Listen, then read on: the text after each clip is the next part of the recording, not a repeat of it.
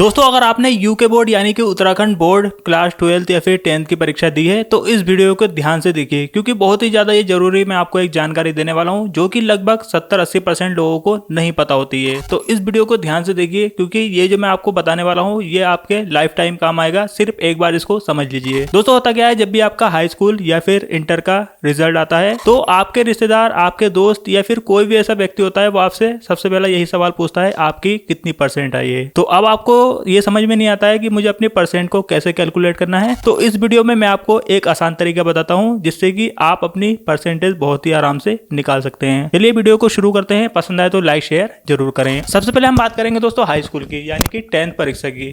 तो होता क्या है, जब भी आपके हाई स्कूल में एग्जाम होते हैं तो आपके एग्जाम कितने नंबर के होते हैं? 600 नंबर के। अब हाई स्कूल में आपके नंबर आते हैं 600 में से, ये तो आपको पता ही होगा। अगर नहीं पता है तो मैंने आपको बता दिया है। अब आपके नंबर कितने आए हैं ये भी आपको पता होना चाहिए। तो हम नीचे लिख लेंगे प्राप्तांक।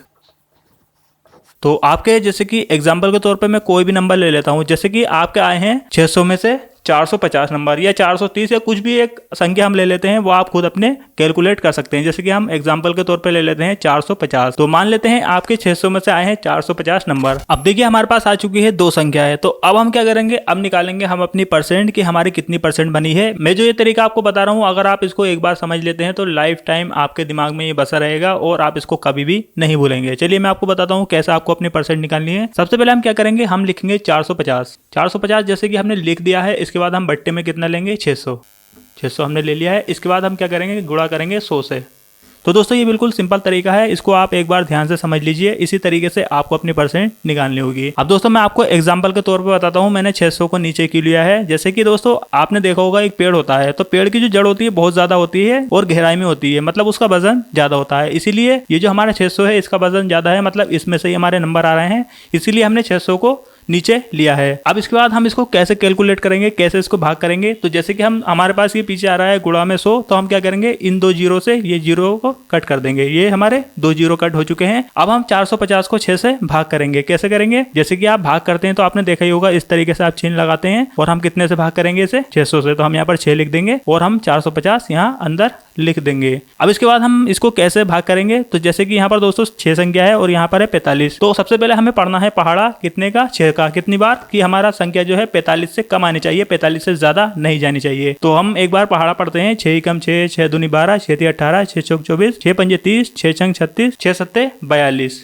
कितना आएगा यहाँ पर, 42। 6 सत्ते 42 यहाँ पर आ चुका है, 6 सत्ते 42। अब हम क्या करेंगे, अब हम करेंगे 45 में से 42 को माइनस। तो कितना बचेगा, हम अगर 45 में से 42 को माइनस करेंगे तो हमारा बचेगा 3 हमारा बच चुका है। और जीरो हमारे पास पहले से ही है, तो जीरो हम पीछे लिख देंगे। तो जीरो हमने पीछे लिख दिया है। इसके बाद हम क्या करेंगे, अब हम 6 का पहाड़ा पढ़ेंगे कि हमारी संख्या जो है 30 से कम आनी चाहिए, ज्यादा नहीं आनी चाहिए। तो दोबारा से 6 का पहाड़ा पढ़ते हैं। 6 कम 6, 6 दूनी 12, 6 3 18, 6 चौक 24, 6 पंजे 30, 6 पंजे 30, 6 पंजे 30 हमने लिख दिया है। अब जैसे कि हम 30 में से 30 को माइनस करेंगे तो क्या बचेगा, कुछ भी नहीं बचेगा। यहाँ पर हमारी संख्या खत्म हो चुकी है, मतलब हमारी कितनी परसेंट बनी है, 75%।